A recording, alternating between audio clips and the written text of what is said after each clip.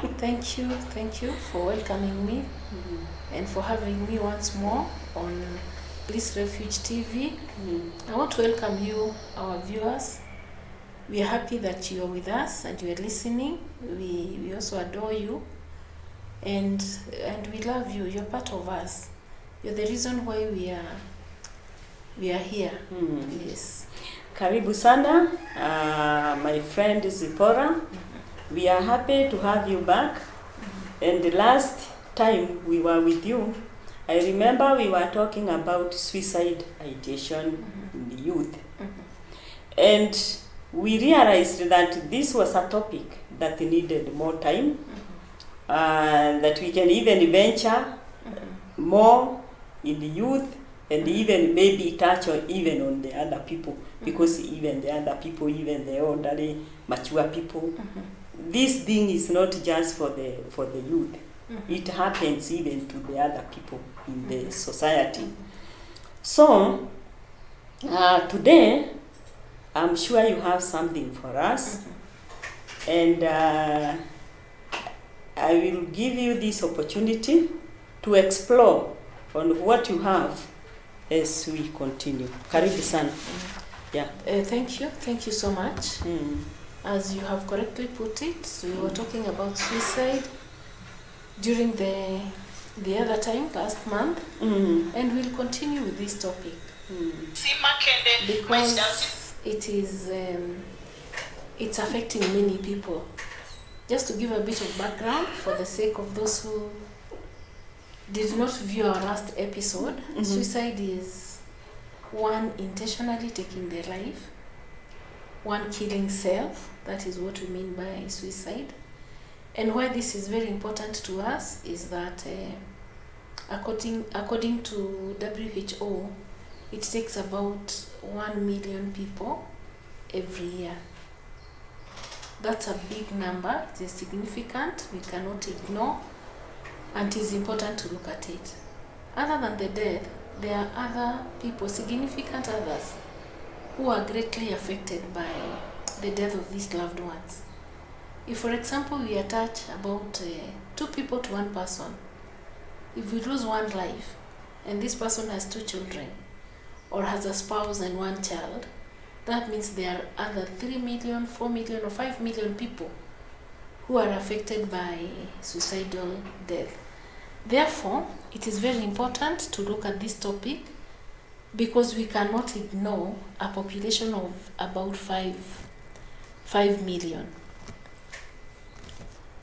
Now, when we talk about suicide, and we have said it is people taking their own life, this is because these people are going through unbearable pain. They are in so much pain, and as they are looking for ways to escape from this pain, the only option they think they have is suicide. And as we explained the other time, to us psychologists, when somebody wants to commit suicide, it's a symptom of underlying issues. It's not just wanting to take their life, actually. The point is to escape from the pain.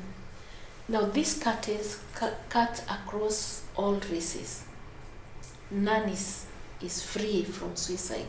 No race, no social class. Though we said it's more inclined towards the developing economies, but no class, social class, is free from suicide, no age, and therefore it is very important, as you've said, to look at other parameters. So today, I basically want to talk about prevention, because I think we really need to look at prevention. When we look at sickness, any sickness, the prevention takes 3 dimensions. We have primary, we have secondary, and we even have tertiary. In primary is where we prevent what would happen.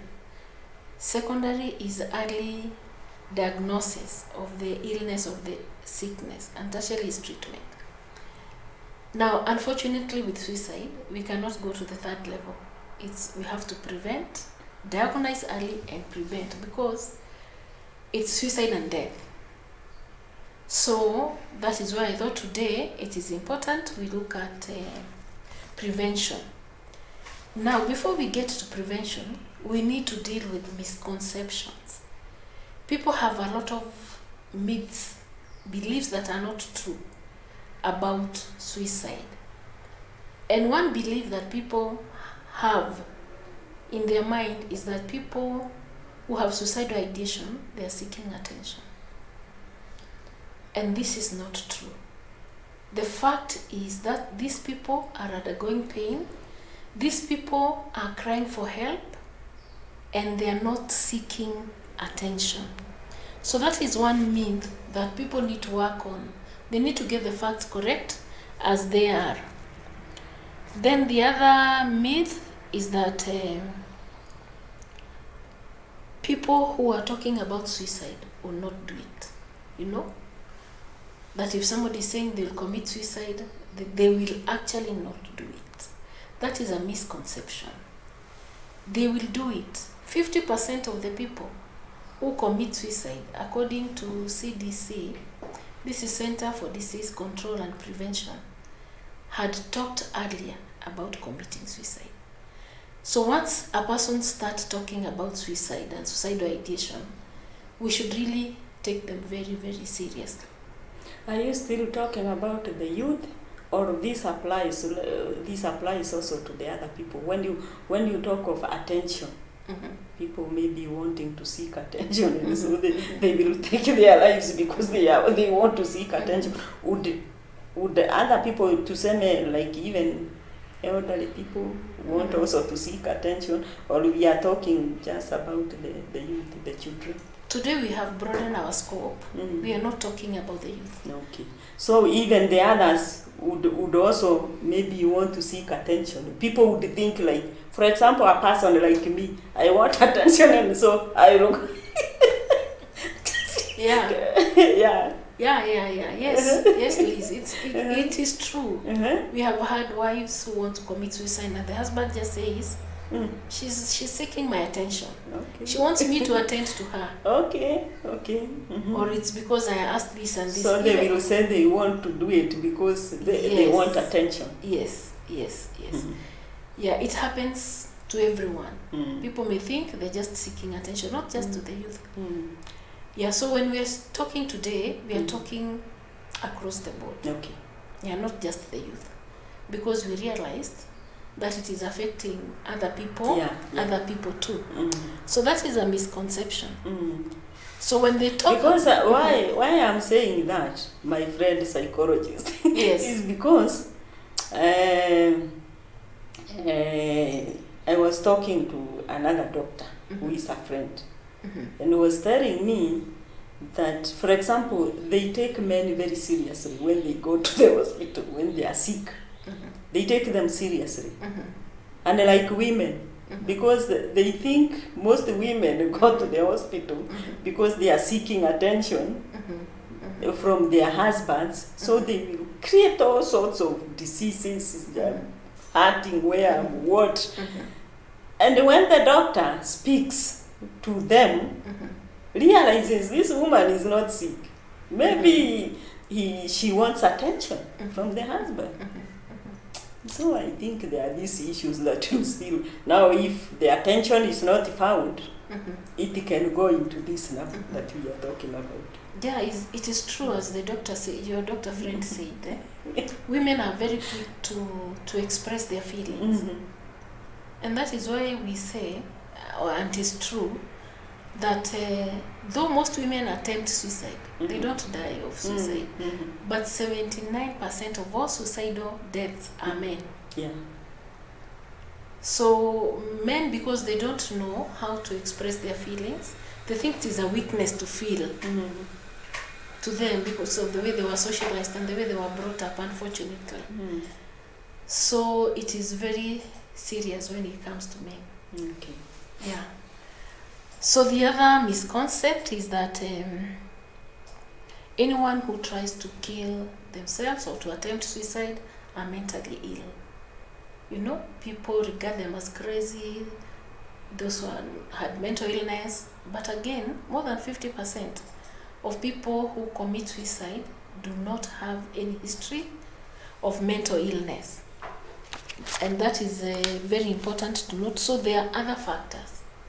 There are other factors other than mental illness, as we shall shortly look at the other factors. Do not just assume that they are committing suicide because of mental illness.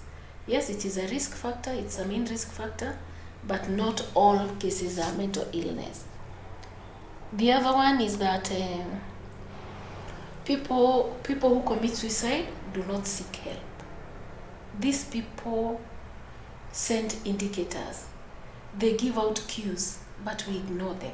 The society is not key to pick, or the society does not know how to deal with them.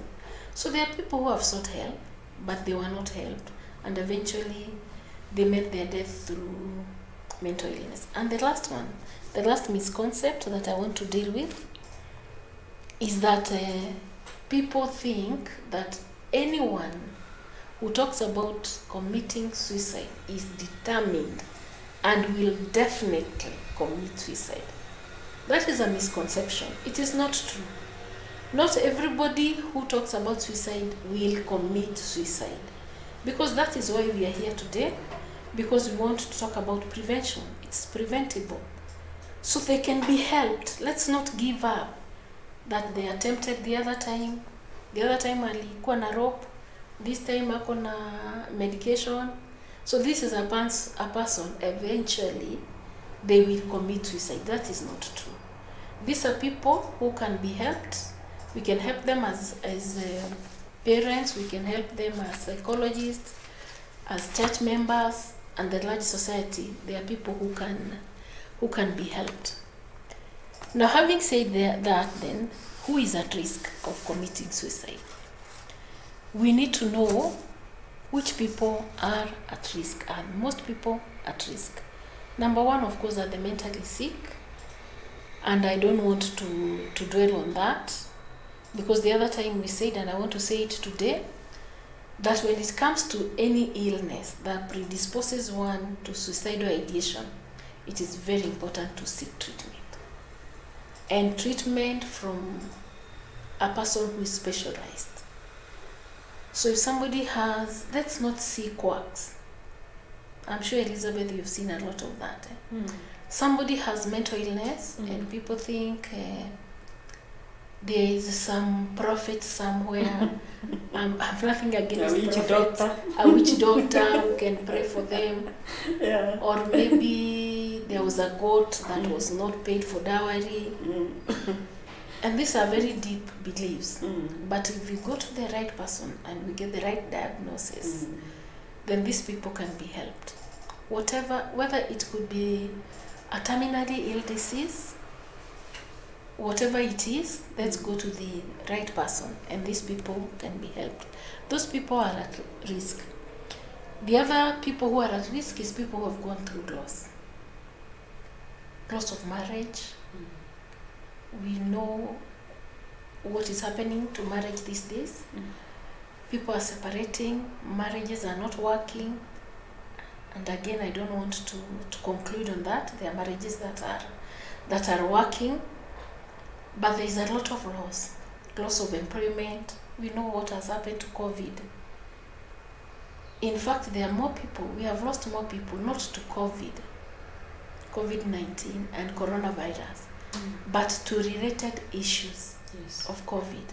Loss of job, loss of relationship, and all these people are people who are at risk of committing. And as we said, that loss is a loss. Yes. And there is no less loss. It can be even a loss of part of your body. Like people who go and they lose an organ in the body. It can be a loss of a business collapse. It can be a loss of a loved one. Loss is loss. We should not lessen the losses. Exactly. Loss is loss. And it can cause that kind of desperation. Yes. It predisposes these people to having suicidal ideation that may easily lead to death. Then we have some groups that are discriminated by the society. and I don't want to get to why they are discriminated. For example, we are talking about migrants, we are talking about refugees, we are talking about people who have certain sex orientation, and because of that they are discriminated, like lesbians, gay people. We have what we call transgender, we have intersex people, and this group is discriminated. And because of that, they are likely to have suicidal thoughts. So it is important as a society not to discriminate people for whatever reason. It's good to seek understanding, and if you disagree, it's okay, but don't discriminate people. So having said that, I want to get to the fact that at the bottom line, it is the individual who has to make personal choices and responsibility about their life. Because you could go through loss, you could be separated, you could be divorced, a broken relationship and all that. You could be a lesbian, you could be going through transgender or intersex or whatever it is. But at individual level, it is upon you to have what we call self-love. Very, very important. So this is the individual who has to accept themselves the way they are, because that is a big step to preventing suicide. That though this has happened, though my parents have separated, and I'm torn in between, it is me who has to take responsibility and make a choice on how I'm going to live. And still accept myself before I go to the larger society, accepting me. Before I think what my husband thinks about me, I must love myself and accept myself. And it will be easier now to deal with what the others think. Exactly. Yeah. Exactly. Dealing with the self first. Yes. Because there are people who focus on what people think about them. Yes. What people feel about them. People may feel what they feel, my viewer. Yes. They may say what they want to say. But what we are saying today is that focus on self. How do you feel about yourself? You know, because at the end of the day, it is your life. You cannot put your life on the line because of people. Okay? Focus on yourself and what God thinks about you. That is what matters. You, yourself, and your God. Don't think about people, because people are human, just like you and me. They are human. All right? They are human, and they have God-given right to their perception and their feelings and whatever they think. And you have, and the good thing, you have no control about what they feel about you. Exactly. But you have control, 100% control about what I feel about myself. Exactly. So I should feel nice. I should like myself. I should love myself. We are told to love our neighbors as we love ourselves. Exactly. So we must start with self-love. So if you don't love for yourself, my viewer, that's what I'm getting from this discussion, that if you don't have love for yourself, then you cannot love your neighbor. So begin with yourself. True, you begin with yourself. And I like what the plane attendants, the message they give on oxygen mask on the plane. After explaining how to use the oxygen mask and keeping it safe, so that now you inhale oxygen, the next thing they tell you is that if you have a child or an old person you are supporting, and these people need to be fitted with oxygen mask, start with yourself. Put your oxygen mask before you fit the oxygen mask of your child. Exactly. And your aging parent and whoever you are attending to. Exactly. Now, what does that mean? Oxygen is livelihood of a person. If you've no oxygen, you're dead. That means in everything I do, though it may sound selfish, I'll start with myself. Yeah? This is your child, and the attendant is saying, don't you cannot start with this child with the oxygen. Start with yourself. Yeah. Because the thing is, if I collapse, how will I be able to help this child? How will you help the But child? if I'm still breathing, I can be able to help the child. Exactly. But if I fit the mask on the child, Mm. and the other person who is unable to do it, this person will not fit it on me. Yeah, exactly. That is it. Mm. Mm. So, what we are saying here, it's about yourself. Mm. It's about you. It's about knowing this is your life.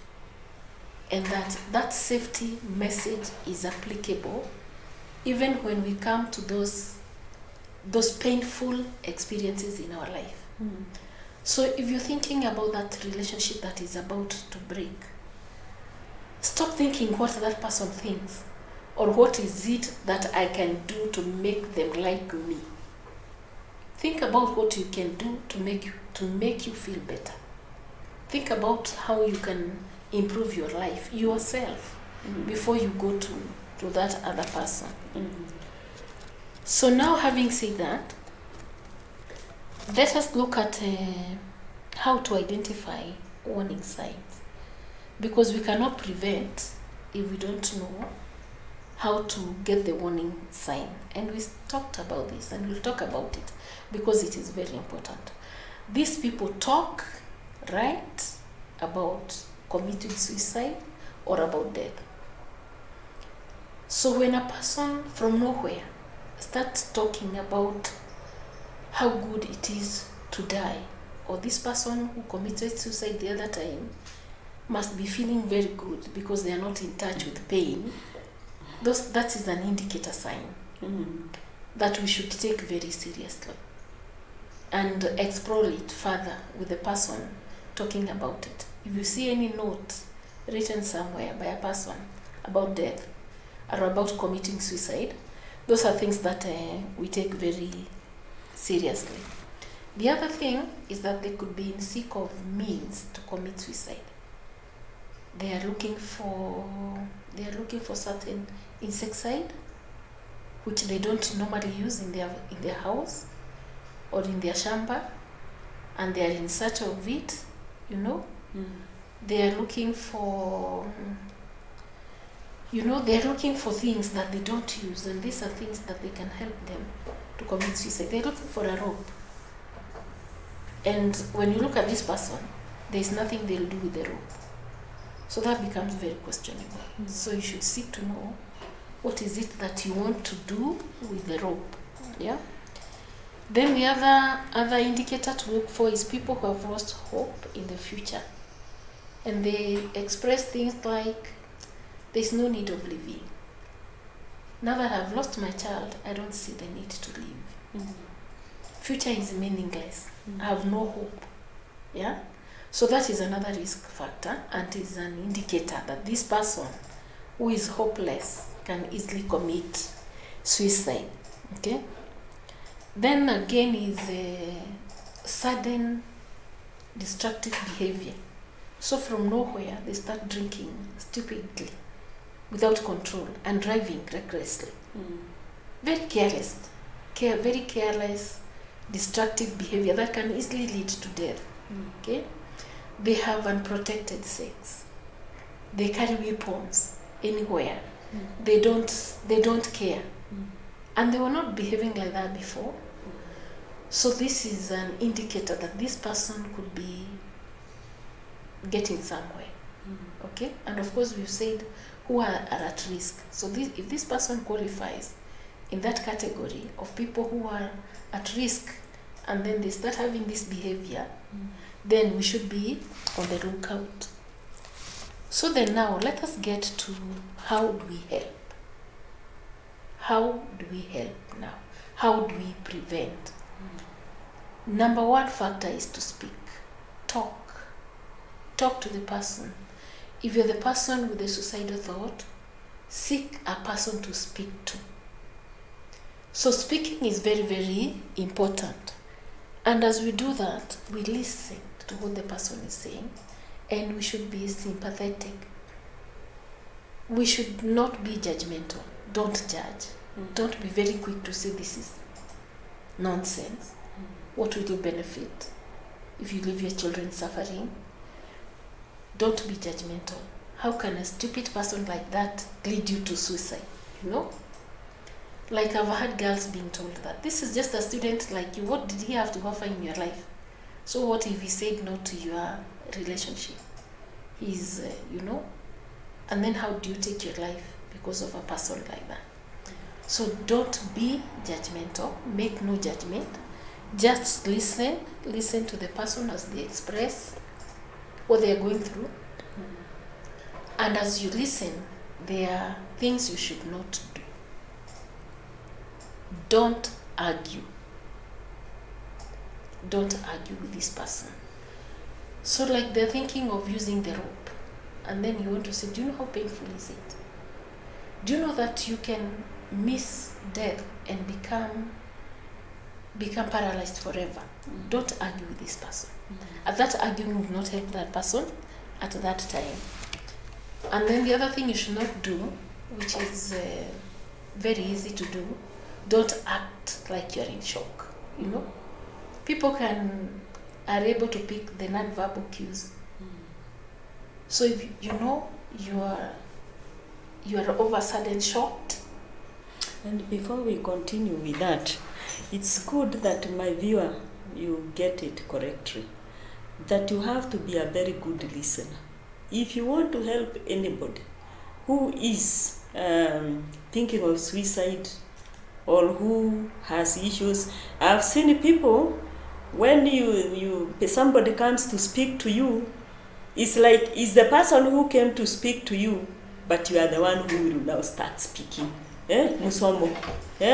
So that's not very good. Be a good listener. Can you listen? Because somebody is saying something, but because you are speaking, you may not be able to catch the real problem where it is. So I think that is very important. Even before we talk about the shock, go on and tell us about the shock. Yeah, thank you so much for highlighting that. Yeah. Because what normally happens when people start explaining, we go to our needs. Yes. Because we have not attended to our needs. For instance, if you start telling me, I'm having a backache, or I'm having a headache, I didn't sleep well, instantly my response is, oh my God, you know my back. Now I start talking about myself. Yourself, yeah. And you are left to wonder who should listen to who. You know? So we suspend our needs because you didn't open your mouth to talk about your back or to talk about how you wanted to commit suicide. Me, I've always had an issue with the people because now when I go to them, for example, I want them to listen. Maybe it is even my husband. I want him to get what I'm going through, but he won't. Finally, he won't capture. Because the minute I go to him, he will start saying, even me, I'm feeling the same. So you see now, the whole thing becomes, it's about him, and I wanted him to know about what I'm feeling. So it happens. It happens. It is important that we learn to attend. To attend to people when they're talking to us, we listen. It is them talking. It is them with the issues. Yes. You can see them later about your own issue. Yeah, but this is very common, as you correctly put it. So I was talking about acting in shock. You know, like, I'm disappointed with you. Really? Is this what you wanted to do? Are you serious? Though you're not verbalizing those words that I'm using, but your body image is saying that. And this person is not a fool. The fact that they wanted to commit suicide does not mean they are stupid. Yeah. So they can read. They can read the expression on your face, which is not helping them. Because it means you're equally weak. You're not giving, you're not strong. You're not strong. You cannot bear with what they are saying. So we need to be strong enough to suspend or to be able to hide our emotions temporarily. You can talk about that later when you're through with that person. So that this person is helped. Then the other thing, these people will come asking you, don't tell anybody. Yeah? The first thing they'll tell you is, don't tell anybody. This is what I want to do, but please, keep it to yourself. Never promise confidentiality for a person who wants to commit suicide. Because one thing why we are doing counseling and why we are attending to them is because we are pro-life. This person wants to take their life and they need support. You as a psychologist and as a counselor, as a relative, as a friend, you are not able to offer 24-hour support. So never tell them, okay, it's between me and you, nobody will know, your mother will not know, your husband will not know. That is very bad. Because you will break it at the You end have of the day. to. You have to and let them know Yes. you're breaking confidentiality because they need help. Yeah. Yeah, not for your own sake, not because you want to talk about it. There are people who are very quick to talk about, hey, you know what, no, but because you want them to get support. So explain to them that now we can't keep this within our walls. We must inform your parents. Yeah. We must inform the significant others who will be able to support you. So don't promise confidentiality. Then don't offer ways to fix their issues. So like they have marital issues. Don't say, you know, if you do this, if you did this, at that level, don't fix their issues. It's too early and to not work, and they'll not buy your idea. So don't say, you know, if you did this, your husband would like you, or your child should not have died, or you'll get another child, you're still young. You know, things like that won't help. Okay? Yeah. So All right, my viewer, we are doing very well, and the discussion is becoming sweeter and sweeter. And because of time, I told you, this topic is very wide, and we shall have to continue with it until we exhaust it. So because of time, we shall have to stop there today, but I'll give my friend time to say the last statement and also to tell you, to give you the number and where you can find her. And then next time, we'll still continue with this topic. My friend, take 1 minute. Say the last statement, give them your number, tell them where they can find you, and then we shall.